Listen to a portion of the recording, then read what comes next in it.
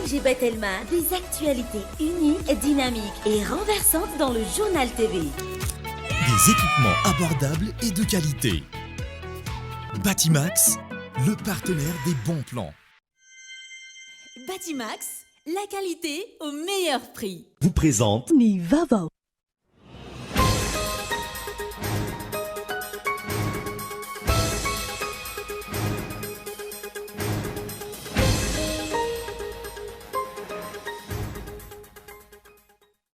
Tsy mitombona ny filazan'ny Premier ministre lehiben'ny gouvernement fa enina taona lasa tany ho any no very ilay volamena milanja enina amby telopolo faingo telo amby telopolo sy efajato kilao teo anivon'ny ministeran'ny Arenankibon'ny tany raha ireo antota taratasy fitsirihana na inventaire miparitaka amin'ny tambazotra tsiratsira no jerena.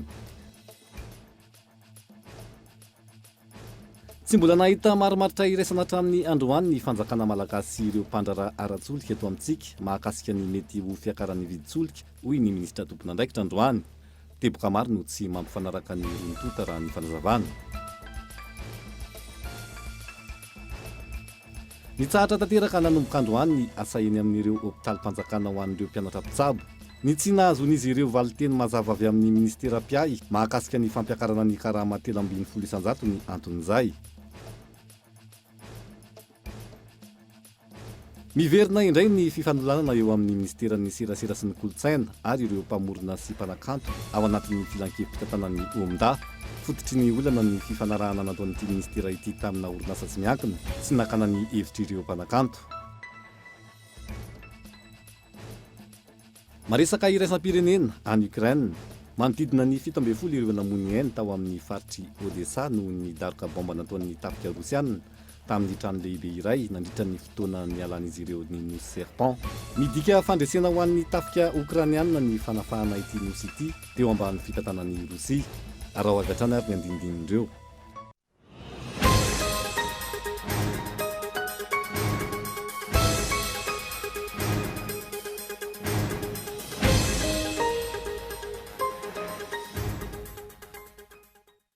Zoma voalohany volana Jolay taona 2024 vao manatitra ny araba tomboko lahy sy tomboko vavy tonga soa ato anatin'ny fotoana ny fampalalam-baovao amin'ny fiteny malagasy amin'ity alina ity ampanajana ihany koa no anasako anao anaraka izany hatramin'ny farany ety ampiandohana dia alana tsiny avy hatrany anomety ho tsy fahatombana ny vozotry ny vaovao amin'ity alina ity no ny resaka fahatapahan-jiro avy amin'ny jiramara ny ety amin'ny foibe toerany Kolo TV FM manokana dia efa nanomboka tamin'ny 10 ora maraina no efa zara raha nandeha ny jiro raha ny fantatra dia nisy ny fangatana nataon'ny jiramany teo anivon'ny SIM mananty syndicat des industries de Madagascar mba tsy ampiodonany ireo indostria ao aminy manomboka ny tamin'ny 5 hatramin'ny 10 ora alina nanomboka tamin'ny androany moa zany tsy isiny fahatapahana tanteraka indrindra ny eto andrenivohitra no tanjon'izy ireo anatin'izay na zany na tsy zany niezaka hatrany ny eto anivon'ny Kolo TV FM na izany tamin'ireo fandarina maro na ny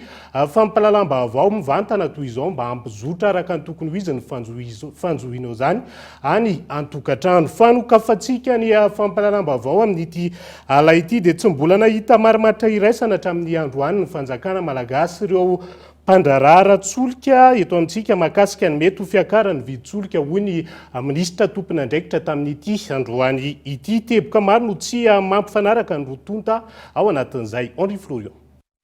Isan'ireo vaovao andrasany maro ankehitriny ny mety ho fiakarany vidin-tsolika izay fantatra fa tsy maintsy sisy fiakarana araka ny fanazavana nomeny ny filoham-pirenena sy ny ministra tompon'andraikitra. Nandritra ny tafafohy nataon'ny ministry ny angofo tamin'ny mpanao gazety androany maraina no nanamafisany fa tsy maintsy sisy fiakarana izany. Valiteny anankiroa angambany aloha no teneniko aminareo. Valiteny iray voalohany dia hoe mbola tsy miakatra izy isika amin'iteny izao dia tsy tokony mieritreritra mihitsy tsika manao panika tsika manao ohatran'ireny zavatra nitranga omandrainy psychose fa tsy mbola mihitsy aloha tsika zao.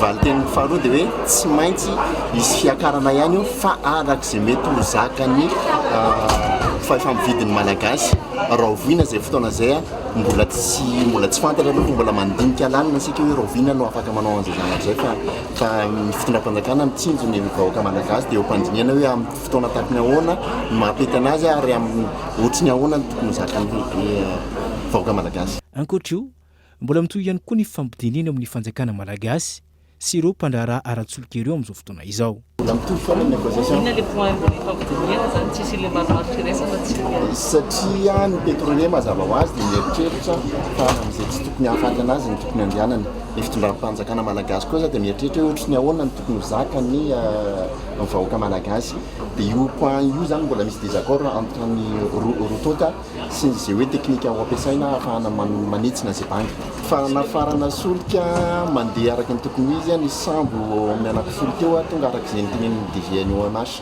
omaly ka tsy tokony misy panika mihitsy zany amin'ny vahoaka malagasy fa manana isika.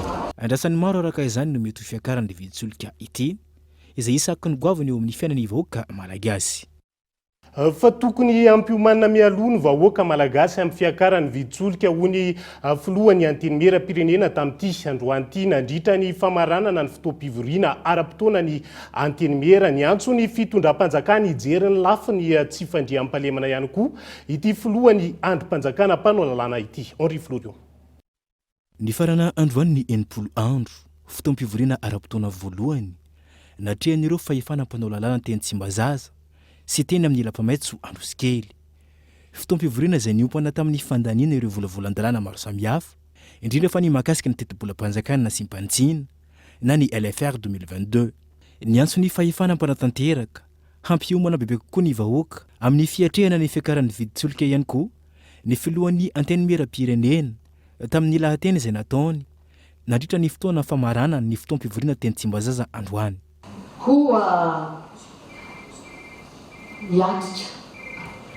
hiatrika isika ny fiakarana io viditsolika io atsoatsy koa miteraka resabe io raha tsy ilaza fa tena miteraka aza psychose tantitra sy hovitra koa mitodika aminareo mpikambana ao amin'ny fahefana manatanteraka indrindra ny gouvernement tamin'ny tena ary manainga anareo ampiombana mandrakariva ny vahoaka amin'ny alalany fanatevenana ny serasera mangarahara ary hanome tokony olona fa misy mpitondra mba azo miantehera. Tsy vahaolana hoy izy ny fanatanterahana ny fikonandoham-pirenena izay hita fa tsy nitera-bokatsoa teto amintsika. Mavetsatra loatra ihany koa ny dingana tsy maintsy arahana amin'ny fampiasana ireo vola izay azontsika ka tokony halefahana izany raha ny fanazavana. Tsy hitako izay krizy politika anakorotana eko kilazana sy hanamarinana fa ndao hanao fikonandoham-pirenena ary ndao hanao fiarahamonina. Koa maro ny vola azonareo azontsika fanjakana malagasy azo ny fitondrana izay mahatonga ny fitakiana fiarahamontatana io ade ny fahitana ny fahamarinana izy io efa mipetraka ny fanontaniana satria na maro io a tsy mety tena misosa ilay famatsina miara-manaiky angamba ny rehetra tsy tena mety fluide ilay famakina. Inona ny antony? Raha ny fijerinay aloha anay mba mandinika mba mijery fanaitsa teknisiana mavesatra loatra tompoko ny procédure ahafana mampiasa an'izany famatsiam-bola izany. Tsy tokony hananan-kavana ny fitsarana izay olona tratra ho tompon'antoka amin'ny sy fandriam-pahalemana izay mirongatra ankehitriny indrindra fa ny vakanan-keriny sy ny herisetra amin'ireo zazavariry tsy manantsiny raha ny lahateny nambara ny filohan'ny antenimieram-pirenena hatrany. Ankoatra ny teny Tsimbazaza namarina ny fotoam-pivoriana ihany koa ireo olona tetsy Androsikely. Fa mahakasika ny raharaha volamena nanjavona tao anaty vata fitahirizana mihidy ny ministeran'ny harena kibonitany kosa indray dia tsy mitombona ny filazan'ny Prime Ministre lehibe ny gouvernemanta fa enina taona lasa tany hoany no very ilay volamena milanja 7,3 kilao teo anivon'ny ministeran'ny harena kibonitany sy loharanon-karena stratéjika raha ireo antota taratasy fitsirihana na inventaire miparitaka amin'ny tambazotra tserasera no jerena voamarina araka ny tatry ny inventaire ny paritaka io fa mbola atao ireo volamena ireo ny 10 oktobra 2022 ary taty amin'ny taona 2022 no nahitana tsy fetezana ny coffre ny vata fitahirizana nisy ireo volamena mianta randrianeva. Ny 20 jona lasa teo nambaran'ny praiminisitra lehiben'ny governemanta fa eny taona lasa na ny taona 2024 izany hoe tamin'ny fitondrana HVM no nanomboka tsy hita ireo volamena milanja manodidina ny 9 kilao giazina tao anatin'ny vata fitehirizan'ny ministeran'ny Arenakibon'ny tany sy ny loharano stratéjika. Raha toa ka mbola andalana ny fanadihadiana mikasika ity raharaha tato anatin'ny ora maro niparitaka tamin'ny tambazotra-tserasera ireo antotan-taratasy mandiso ny filazan'ny praiminisitra io. Araka ny inventaire na ny tatitry ny fitsiriana izay miparitaka tamin'ny tambazotra-tserasera io tamin'ny volana oktobra 2024 mbola tao anatin'ny kofra avokoa ireo volamena milanja manodidina ny 9 kilao ireo. Efa ny governemanta Tsay Christian no nitondra tamin'ny oktobra 2024 io ary ny ministra Henri Rabarinjaka no ministra teo aloha ny tantana ny ministeran'ny Arenakibon'ny tany tamin'io fotoana io ary ny tanany ministera hatramin'ny 14 janoary 2024 nitsanganan'ny governemanta faharoa ny praiminisitra Tsay Christian. Ndraiky 10 septambra 2024 mahakasika ny zava-misy momba ny cofre nandritra ny passation ny état général tamin'io fotoana io. Mazava ny tatitreto fa tsy nety nisokatra ny cofre raha nokasaina nosokafana tamin'ny alalan'ny lakle an-tale général sy tamin'ny alalan'ny code dépositaire. Tsy afaka no amarina araka io hoe mbola atao ve ireo harem-pirenena ireo. Ny volana oktobra 2024 no tonga ny teknisiana nijery ny cofre ary nanatotosa constat nambarany nandritra ny fitsiriana ny fanamariana ny entana fa misy ny anomalie tataka ny finosana entana tao anatiny na ny tao ambony na ny tao ambany. No ny fahitana tsy fetezana io dia nanapa-kevitra izy ireo ny anotatra tamin'ny ministra Perinasa tamin'ny fotoana io izay ny ministra Ravokatra Fitiniavo. Tapaka rehefa avy tany amin'ity ministra ity ny tale généraly tamin'io fotoana io fa ahato ny inventaire. Naverina tao anaty cofre avokoa ireo entana rehetra ary no idina ny cofre araka ny baikon'ity ministra ity. Ny taona 2024 nisy ny tatitry ny dépositaire du code araka ireto antotan-taratasy ireto hatrany ary tsy nihita tao anatin'izany ny anaran'ny praiminisitra izay ministra mpisolo-toerana ny ministeran'ny Arenakibon'ny tany tamin'io taona 2024 io. Ny voalohan'ny volana jona 2024 kosa no nivoaka ity raharaha fanjavonan'ny volamena milanja manodidina ny 9 kilao ity. Raha ireo no jerena araka izany, nandritra ny fitondrana tarihin'ny Filoandry Rajoelina no tsy nahafahana nanamarina raha toa ka mbola tao anaty cofre na tsy ireo volamena fantatra vavery ireo sy ny harem-pirenena hafa tao anatiny.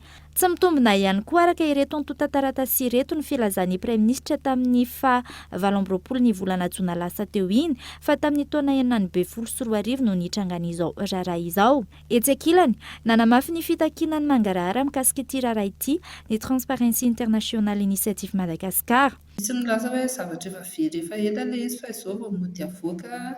Misy ny sasany milaza koa sy manontany tena hoe fa nahoana moa ireo olona nitantana nanao intérim tao ministeran'ny Arenakibon'ny tany izay fantatsika fa praiminisitra no nandray azy tao aloha. Moa ve tsy nanao an'ilay inventaire koa ry zareo matoa tsy nahita hoe efa very tokoa ilay zavatra io tao sa mbola tao ilay izy sy ny sisa. Be dia be ny fanontaniana amin'ny famaofao, tsy manana valiny amin'izany tsika hatramin'izao aloha hoe inona ny tena marina fa fanentanana ny ataonay izany ho an'ny tompon'andraikitra isan'ambaratongany sy ny rehetrarehetra hoe ireo olona mila fangaraharaina io zavatra rehetra amin'ny tranga io.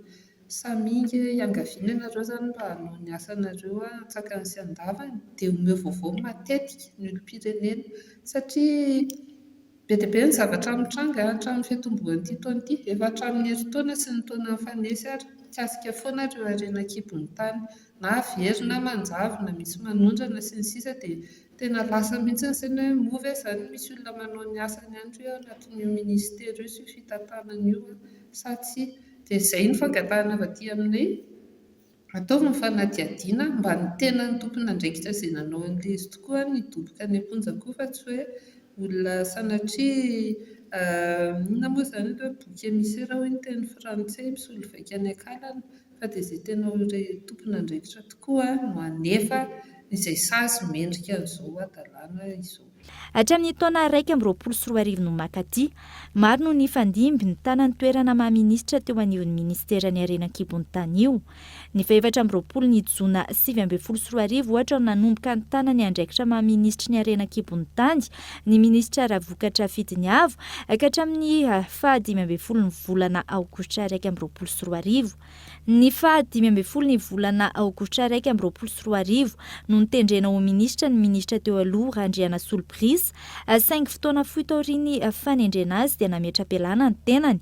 Ny 17 ny volana aogositra 2024 ka hatramin'ny 19 ny volana martsa 2024, izany hoe nandritra ny 9 volana no nandraisan'ny Premier Ministre Tsay Christian ny fitantanana ny ministera ny Harenan-kibon'ny tany, ny tenan'izay ministra mpisolo toerana nandritra izay 9 volana izay. Ny 19 ny volana martsa 2024 no nanomboka nandraisan'ny ministra Rakotomalala Olivier ny fitantanana ny ministera ny Harenan-kibon'ny tany ity. Tsy aivina hatramin'ny voan'ity raharaha ity, tale sy tale jeneraly miisa 10 no fantatra fa voasaringotra ka nahiditra amponja vojimaika taorian'ny fiakaran'izy ireo fampanoavana. Fantatra nefa fa tamin'ireo tale sy tale jeneraly nahiditra amponja vojimaika ireo dia nisy no nitana andraikitra ny mahatale sy tale jeneraly efa mialohan'ny taona 2024. Fa midirana amponja vojimaika izay tsy mitombina raha jerena ity fanamarinana ara-taratasy ity, izay maneho fa mbola tao avokoa ireo volamena ireo ny taona 2024. Andrasana ry hotateritsika miandalana eto amin'ny fampahalalam-baovao an-trano ny fivoarana iny raha iny fa mitsahatra tanteraka nanomboka tamin'ity androany ity ny asa eny amin'ireo hopitalim-panjakana ho an'ireo mpianatra mpitsabo ny tsia nazon'izy ireo ny valiteny mazava avy amin'ny ministera PIA mahakasika ny fampiakarana ny karama 3.9 no anton'izay. Tamin'ny talata lasa teo no nanome fehim-potoana farany reto mpianatra reto raha ny fanazavana hatrany ho mafy kokoa ny fitakiana manomboka ny alatsinainy ho avy izao raha toka tsy mivany olana izy ireo fity anokolona. Isa mandray anjara mavesatra amin'ny fampandehanan-draharaha eny anivon'ireo hopitalim-panjakana ireto mpianatra mpitsabo izay nanapa-kevitra ny hiatanteraka manomboka androany. Raha ny fanazavana, misy 100 mahery ireo mpianatra izay mandray marary voalohany eny anivon'ireo hopitalim-panjakana. Tavahoaza no tenenay tamin'iny fa hijana tanteraka amin'ny asany interna manomboka androany raha tsy nisy vahaolana mazava. Tsy nisy valony mafapo, tsy nisy valony mazava nomenanay ka noho izany dia manomboka androany dia mampafantatra izay interna fa tsisy hiakatra service intsony dia andeha aro jerentsika raha tsy misy interna tokoa dia ngamba samy mahita fitsapain-tanana no vokany eo satria ny interna topoka dia isan'ny mampandeha ny asa eny anivon'ny hopitaly, isan'ny mampandeha hoy aho fa tsy tena hoe manao ny asa rehetra eny amin'ny hopitaly, isan'ny mampandeha ny hopitaly nga moa tompoko conseil des ministres nanapaka fa ho ampiakarina 3.9 ny karamanay interne fa ny président no niteny izany ary mino fa tsisy afaka mandany baiko fa amin'ny président dia izay ny anton'ilay izy. Tsy namaly ny fangatan'ireo mpianatra ny valiteny izay nomeny ministera mikasika ny fampiakaran'ny karama ireo mpianatra ho 3.9. Raha tsy aivina, nanomboka tamin'ny 20 jona lasa teo no nanao fitakiana voalohany ireto mpianatra. Mbola tsy nisy valiny izany ka ny talata lasa teo no nanome fehim-potoana farany hijerena mikasika ny olan'ireo mpianatra mpitsabo. Nanomboka androany araka izany tsy nisy intsony ireo mpianatra mpitsabo teny amin'ireo hopitalim-panjakana. Iamafy kokoa ny fangatana amin'ny alatsinainy avy izao raha ny fanazavana hatrany. Taorian'ny fitakiana ireo mpianatra teny Ankatso dia nanomboka tamin'ity androany ity ny fizarana ny vatsy-pianarana teny amin'ny oniversiteny Ankatso raha toka tokony omaly no nanatanterahany ankoatr'izay mitaraina vokatry ny fampiatona ny fampianarana lava reny eny Ankatso ireo mpianatra. Nanomboka androany tamin'ny 7 maraina teo no nanomboka ny fizarana ny vatsy-pianarana teny amin'ny oniversiteny Antananarivo. Saika efa vorolanina teny avokoa ireo mpianatra araka ny lamina efa napetraky ny tompon'andraikitra. Vatsy-pianarana 2 volana izao alain'ny mpianatra eny amin'ny oniversite izao raha ny fanazavana. Ny tsy fisarana izany omaly no antony sin'ny grevy omaly arivo. Tonga dia ity izay tamin'ny maraina zany satria ny daty omaly dia fandraisana vatsy-pianarana ho an'ny 2e année sy 3e année.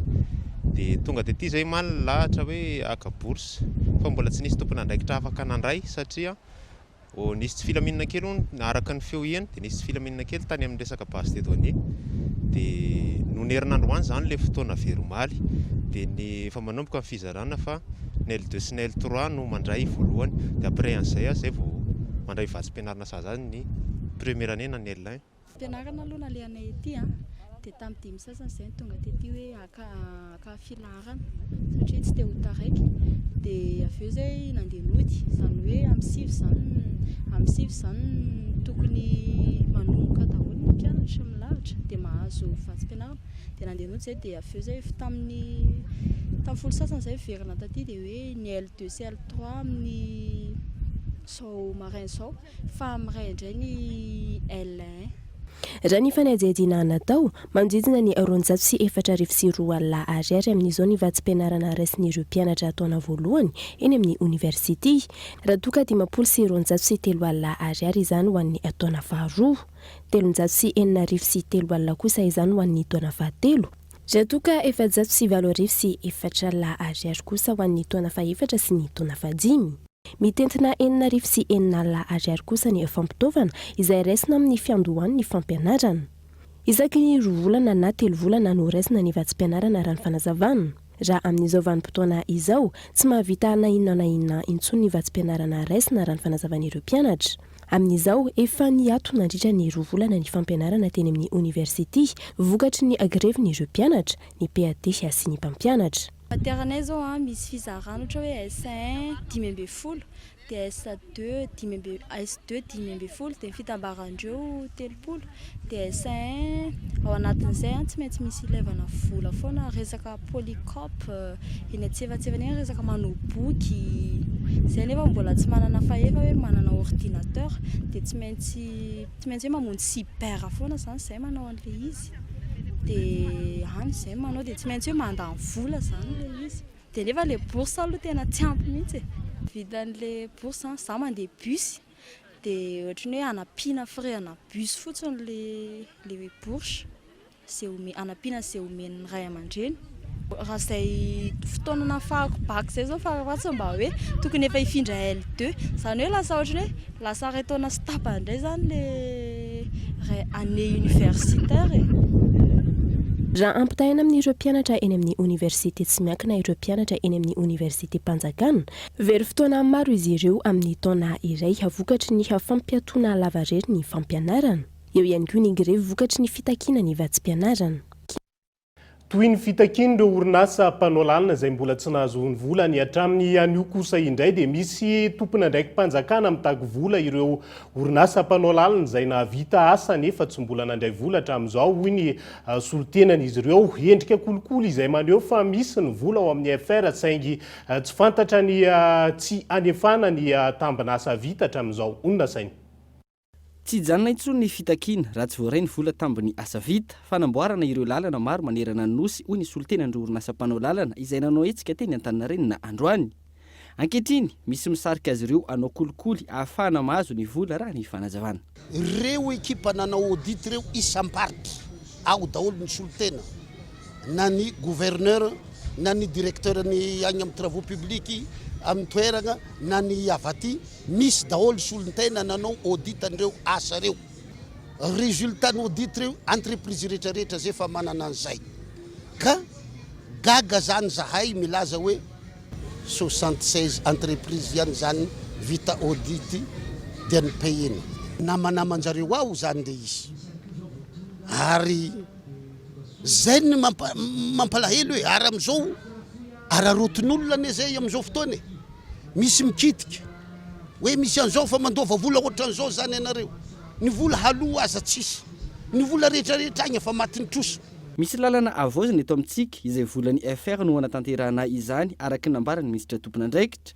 etsy ankilany ny fandaovana ny volan'izy ireo ifanilian'ireo ministera isan-tokony atolaka zay mitety ambaratonga ndregny atolaka afany amin'ny filoham-pirenena ne izy afany amin'ny filoham-pirenena izy filoham-pirenena ave mahasahy hoe hamono anay zao ny famonoana ane zao hoe indirectement tokony afa ho tonga amin'ny paiement zany zay amin'izao fotoana matoa tsy tonga any dia mbola ao aminao zany le dossier monsieur le président zay iangavinay hitalaoanay aminao satria mora hely mamahana azy donc ome ho areo olona reo satria volan'ny fer zany tsy ho lany mihitsy na dia zaho naheno monsieur le ministre teo zao zany zao projet handeha hoe financement fer arahoana ary zany ny anay reto zany le vola asa fa vita reto na azahoagna réception provisoire réception définitive. Efa mbolana maro no nangatandry orinasa mpanao lalana fiaonana tamin'ny filoham-pirenena amana ity olana ity saingy tsy nisy valiny hatramin'izao raha ny fanazavana hatrany manoloan'io anoho ny hetsika fitakinany volany izy ireo.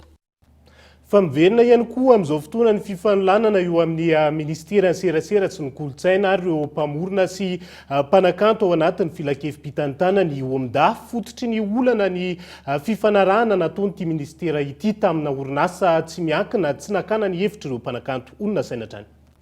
Raha tsy mbola nilamina ny raharaha fanesorana ny mpitantana eo anivon'ny OMDA izay nampifanolana ny ministera ny serasera sy ny kolotsaina ary ireo mpanakanto. Izao indray namoaka fanambarana ny solotenan'ny mpamorona sy mpanakanto ao anatin'ny filakevim-pitantanany OMDA fa tsy mankasitraka ny fanapa-kevitry ny ministera izy ireo izay tsy manaja ny rafitra ara-pitantanana eo anivon'ny OMDA. Misy fifanarahana nataon'ny ministera amina prestatera ivelany raha ny tokony ho izy aloha zany ao amin'ny OMDA tokony misy appel d'offre foana rehefa misy tsena. Zay tsy manohatra fandrosoana mihitsy tsy tokony hararotina le fotoana ohatra zao hoe tsisy mpitatana ao dia ohatrany hoe zarany zareo ary tsisy mpitatana zany izy zany nitatana anazy eo fe ataovy mazava ary fa le izy tsy hitako hoe inona zany mamaika anaovana sonia zavatra ohatran'io raha ohatra ka mbola tsy maro toerana akory ary le OMDA. Tsy aloha hoe alamina aloha dia avy eo vao miditra amin'izany tsika. Orinasa izay isehatra amin'ny fampidirana ireo sanganasan'ny mpanakanto ao anatin'ny rindra-baiko arakajy mirindra ity ny fanarahany ministera ity ny 20 Jona teo. Anangona sy hitahiry ireo sanganasan'ny mpanakanto nefa tsy niatsona ireo tompon'andraikitra voakasika mivantana amin'izany ho iatran'ny fanazavana. Fa raha tena haka ny hevitra ny artista zany dia tokony manao aze. Zay ny atao hoe fivoriana ofisialy fakana hevitra na tokony hoe prezentena amin'ny mpikambana rehetra mihitsy le zavatra aloha dia ny artista ny tokony miteny hoe mety aminay na tsy mety aminay.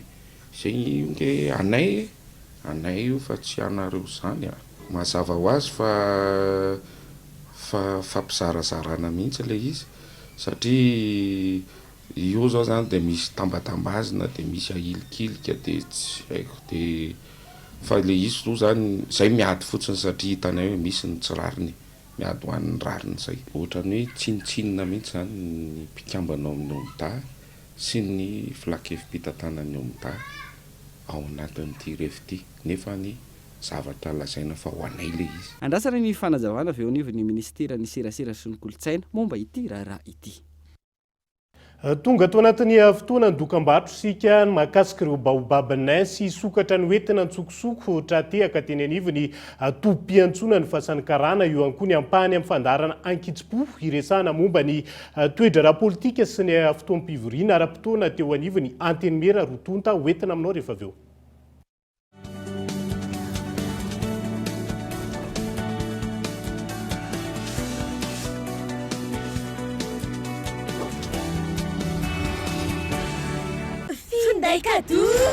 Finday kado any Asaramanitra. Araroto ny fianambidy manomboka amin'ny 5,700 amin'ny finday Telma, FM Prime, Legend Max, Quick Max 4G dia mizara fotoana mamy amin'ireo akaiky anao. Tongava aingana eny amin'ny Telma Shop anjifan'ilay ho anao. Ho fiomanana amin'ny fialan-tsasatra lehibe ny ministera ny fizahantany sy ny ofisy pirenena momba ny fizahantany dia manolotra antsika ny andiany fahaenina amin'ny hetsika tsenabe ny fizahantany izay ho tanterahana ny 9, 9 ary 10 Jolay 2024 eny amin'ny gara Sorano Analakely. 3 andro ampahafantaran'ireo mpamolavola fivahinianana sy ireo ofisy baritry ny fizahantany ireo tolotra maro samihafa asongadina mandritry ny hetsika hatrany ireo sakafo sy kolotsaina maro mampiavaka ny Madagasikara. Andao izahany Madagasikara tsy misy vidim-pidirana.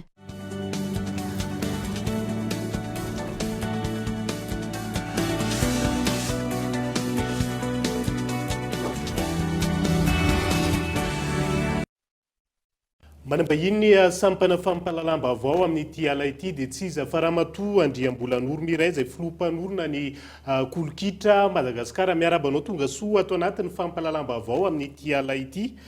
Nisy ny trophée kolokitra izay niarahana tamin'ny fahita lavitra kolo, nisy ny vokatra atao anatin'izay, manahoana sy manahoana ny vokatra azo. faly miarahaba niva sy mipijery ny fampahalalam-baovao rehetrarehetra. Nisy tokoa ny lalao tao anatin'ny fankalazana ny tsingeritaona kolokitra, trophée kolokitra niarahana tamin'ny Cool TV. Misaotra indrindra nareo mpandray anjara rehetra ny fitsipy-dalao dia hoe manaova vidéo kely manamboara kolokitra satria vidéo ilay satria indraindray efa misy kolokitra efa vita efa ela be ohatra dia partageo anatin'ilay commentaire dia manao partage avy eo manao hashtag hoe Cool TV trophée kolokitra dia be da be nareo nanao azy tao dia isaorana fa tsy maintsy misy moa ny mpandresy fa dia misy ny tsy afaka atao daholo na dia tsara be daholo ary le kolokitra tao fa dia ho tenenandroana hoe iza no naharay an'le nahazo an'le loka voalohany satria izy ny anisan'ny tsara dia anisan'ny nanaraka an'le fitsipy-dalao izany hoe na dia efa n'le sary teo amin'ny commentaire dia nanao partage niaraka tamin'ny hashtag trophée kolokitra Cool TV. Tsara mpahafantarina hoe iza zany le nahazo loko anatin'izay satria efa dodina ihany reo mpanaraka ny vaovao. Olazaiko avy hatrany fa raha miarahaba ny Andriamatoa Rasolofimanana Heriniaina ny fikambanana kolokitra Madagasikara. Voarainao ny loka voalohany ianao no asainay hiaraka hifaly aminay raha ampitso ao amin'ny Ibis Madagasikara soirée levée de fonds anay izy io fa dia omenay invitation maimaim-pony ianao i Heriniaina dia atsovy avy hatrany na mandefasa afatra miafina ao anatin'ny pejiny kolokitra. Ny hetsika raha-ampitso Ramatoa Andriambololona miraiza eo ambany fiahiny filohan'ny CFM na ny conseil du fampihavanana malagasy misy antony manokana ve ny safidianana an'izay ao anatin'ny ity hetsika ity. Mety hoe nandeha ho azy ihany nazava ho azy satria ny kolokitra araka ny targetranay hoe mampiray atsika raha vao niresaka tamin'ny Andriamatoa Makalfonsa izahay dia tiany kolokitra satria afa mihitsy le mampiray an'ny ankizy zany vao mavita kolokitra ny ankizy dia manangana ekipa mampirahina ny tanora sy ny ankizy zany ny fanatanjahantena dia amin'izareo tsinona zavatra mampiavana le izy dia tsy nisalasala mihitsy izy hoe andao fa hiaray asytsika.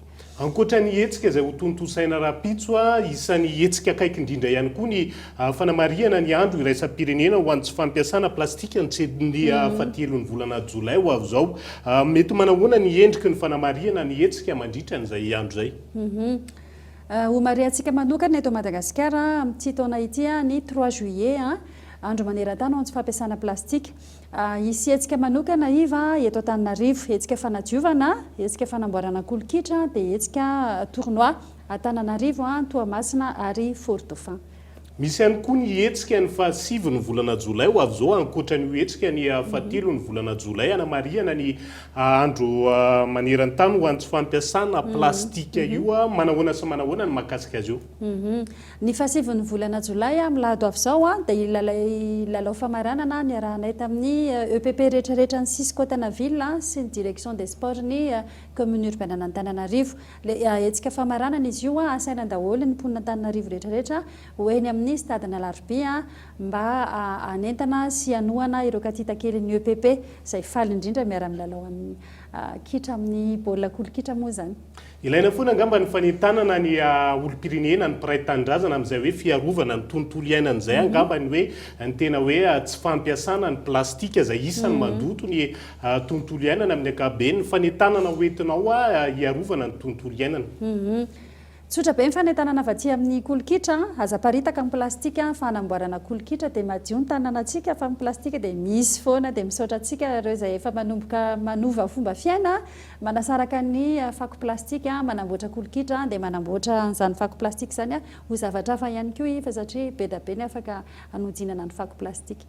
Ankasitrahana feno ianao Ramatoa Andriambololona miray ny vahiny tato anatiny vaovaon'ny kolota amin'ity ala ity. Saotra indrindra dia mirarisoantsika mpijery rehetrarehetra. Fanohizantsika ny fampahalalam-baovao amin'ity ala ity dia tratehaka androany maraina tetsy amin'ny tobi-piantsoana ny taxi borosy avy any atsimo fasany karana ny andian'olona nitondra vonitaky na baobabinay miisa 13 gony ireo baobabanay tratra ireo akoatr'izay nisy ihany koa ireo nitondra sokatra antsokosoko tratra mianta randrianay. Olona nitondra baobabanay miisa 13 gona nitratra tetsy amin'ny tobi-piantsonan'ny fahasankarana raha avy any atsimo. Ny baobabinay izay anisan'ny zava-maniry atahorana ho lany tamingana voasokajy anatin'ny lisitry ny 7 ka voarara ny fitrandrahana azy. ankoatra izay nialiny 7 jona ihany koa tratehaka tao ankidona fianaratsoa ny fiara fitaterana zotra nasionaly iray avy any Toliara nitondra sokatra miisa 1 antsokosoko nosamborina ary natao fanadiadiana ny vehivavy miisa 2 tompon'andoka nitondra ireto sokatra ireto. Tao aoriana nylorana azy ireo ny fitsarana dia naniditra ponjavonjy-maika avokoa izy ireo. Atolotra ny Total Survival Alliance ireto sokatra ireto anaraha-maso ny fahasalamany mialoha ny amerenana azy any amin'ny toerana ny aviny.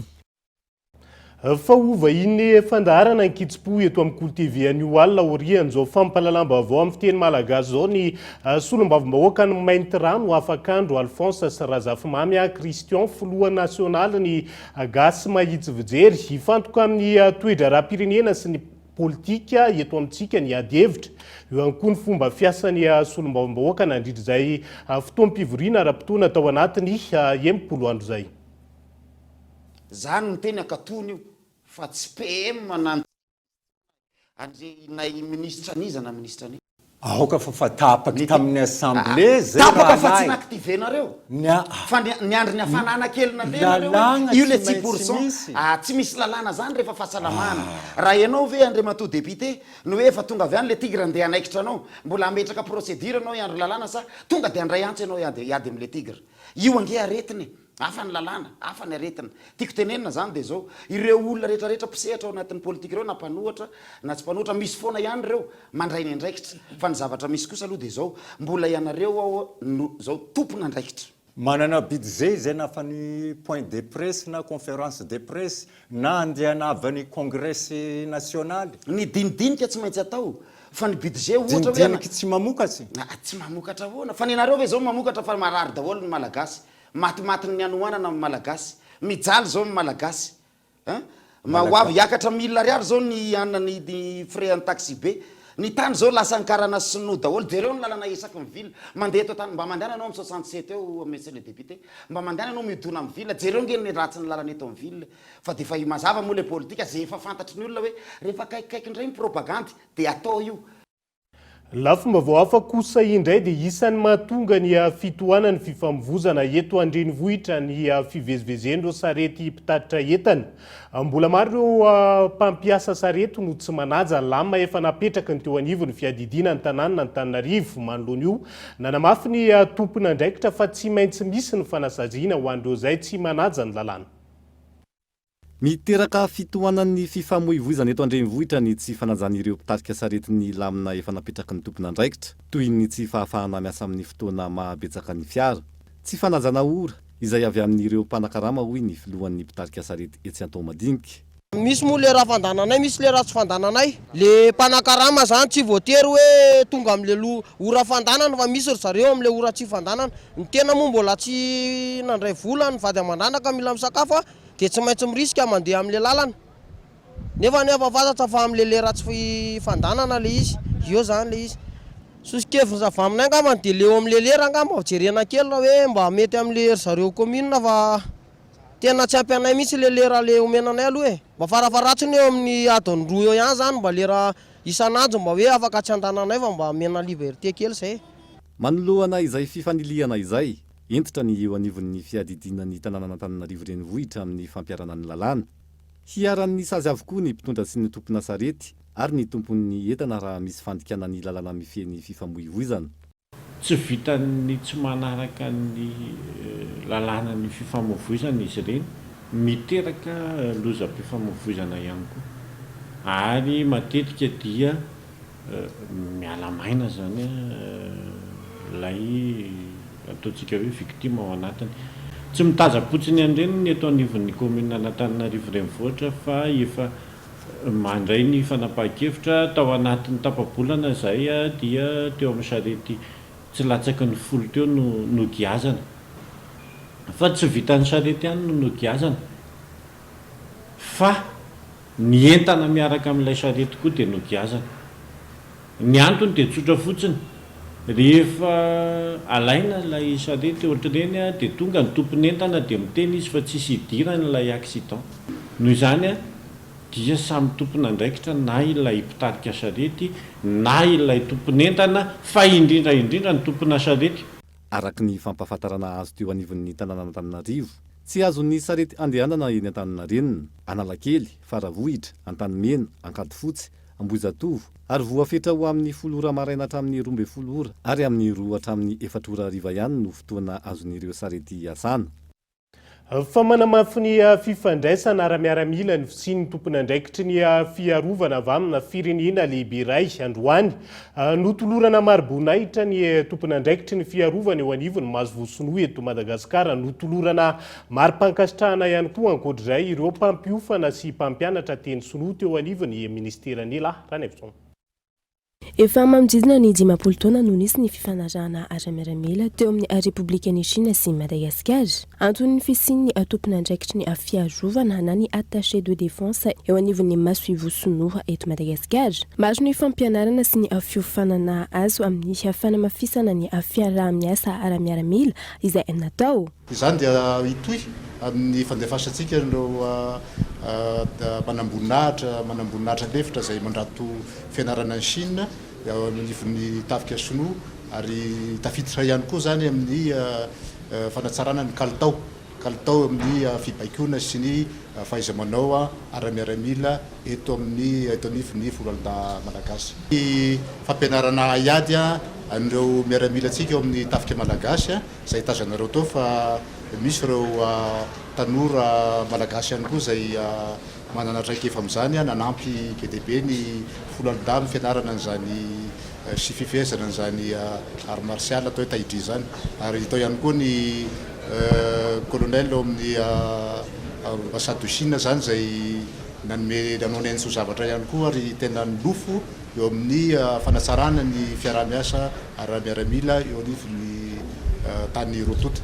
Notanterahana teny amin'ny ministera ny fiarovam-pirenena ny lanonana ara-miaramila fanolorana maro-boninahitra ho an'ny tompon'andraikitry ny fiarovana eo anivon'ny Maso Voasinoa eto Madagasikara ary ny mari-pankasitrahana ho an'ireo mpampiofana sy mpampianatra teny Sinoa teny amin'ny ministera.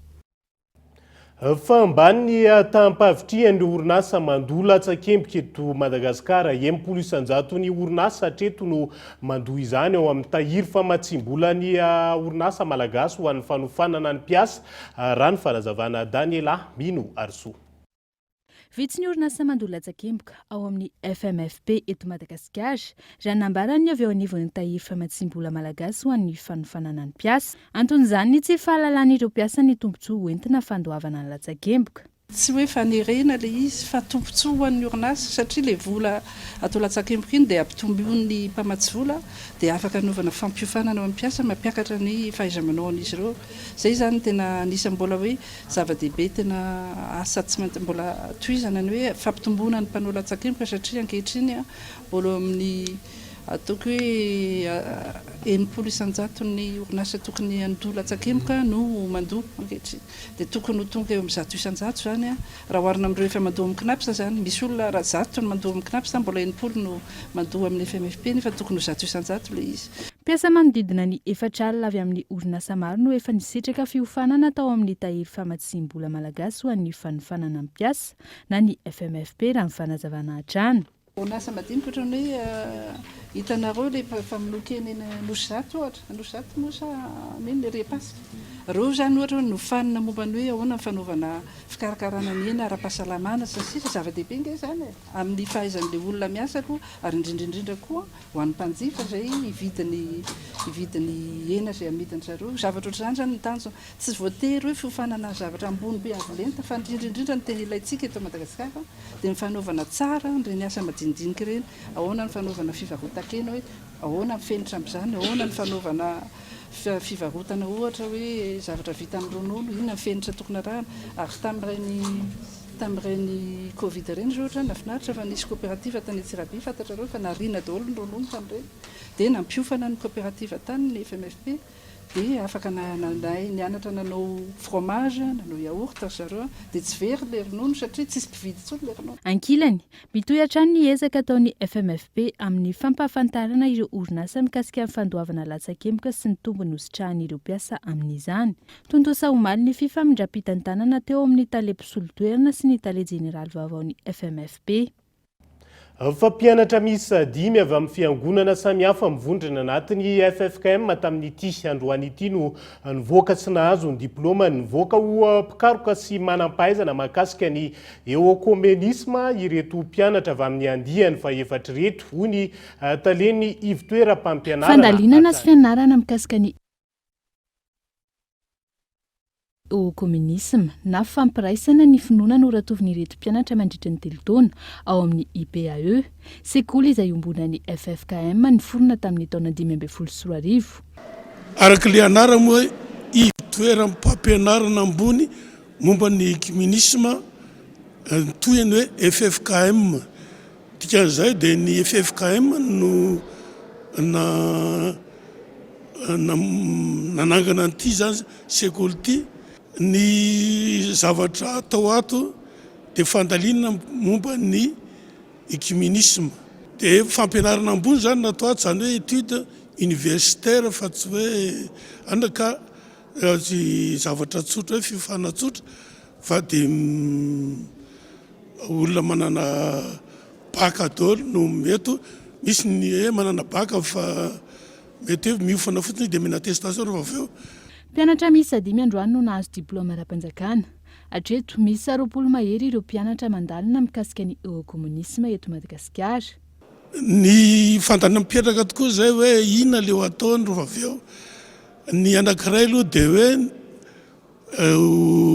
mpikatroka momba ny communisme any amin'ny sehatra zay misy azy ihany izy ireo zany dia zay no voalohany any amin'izay toerana misy azy aloha izy no atao hoe mikatroka fa azo ambara koa ny hoe ho mpikaroka momba ny communisme izy zany amin'ny mahafinarina ambony azy ka tsy hijanona an'izao ny akamarony fa mety hanao fikarohana lalindalina koa momba ny communisme androany nisy ny fotoam-pivavahana izay notariny ireto mpianatra nahazo diplôma ireto tetsy amin'ny foibe ny faly arivo Rajaivina nanomboka tamin'ny taona 2014 no nivoaka ireo andiany mpianatra manam-pahaizana mikasika ny eokomunisma voalohany amafisy koa ny fialantsiny efa netiko teny ampiandohana mahakasika ny tsy fahatombanana kely nateraky ny fatapahan-jiro ny jirama iny maresaka iraisan'ny pirenena kosa indray dia any Ukraine mandidina ny 7 ireo namony ainy tao amin'ny faritry Odessa no ny daroka bomba nataon'ny tafika Rosiana tamin'ny trano lehibe iray nandritra ny fotoana ny alan'izy ireo ny nosy serpent midina midika fandresena ho an'ny tafika Ukrainiana ny fanafahana ity nosy ity teo ambany fitantanany Rosia etsy ankilany ho fanamorana ny fivezivezeny sambo mitondra ny varambazana ho antony alan'ny tafika Rosiana tany an-toerana raha ny nambarany Moscou. Pulvérisé dans la nuit par une frappe russe. Niarany daroka bomba nataon'ny tafika Rosiana ho maly alina tao amin'ny faritra Odessa manangaiky ny mer Noire atao Ukraine. Trano lehibe maro no simba nandritra izany ary nahatratra 17 ireo namony ainy izay nahitana ankizy ary ampolony mahery ireo naratra raha ny asa fikarohana sy famonjena nataon'ny mpamonjy vona tany an-toerana. Voakasiky ny fanafihana nandritra izany tao amin'ny tanànan'ny Belgorod-Dniester 20 kilometatra mianatsiminy Odessa, seranatsambo lehiben'ny Ukraine ao mer Noire. Ity faritra ity izay anisan'ny toerana stratejika ny andivan'ny tafika Rosiana nandritra ny fanombohan'ny ady. Ny alan'ny serpent maly alakamisy ny tafika Rosiana. Natao izany ho fanamorana ny vezivezen'ireo sambo mitondra ny varimbazaha avy ao Ukraine eo amin'ny tsena iraisam-pirenena raha ny fanambarana nataon'izy ireo. Ho an'ny Ukraine, midika fandresena ny fialan'ny tafika Rosiana tamin'ity nosy ity raha ny famitamba-baovao. Pour faciliter notamment l'exportation des céréales ukrainiennes. Izay ihany koa no entina mamarina ny fampalalam-baovao tamin'ity ala ity ankasitraka ianao nanaraka izany hatramin'ny farany. Ny sampana fampalalam-baovao dia mame fotoananao raha mipitso amin'ny ora mahazatra ny tena kosa mametraka ny veloma mandrapitafa veloma tomboka.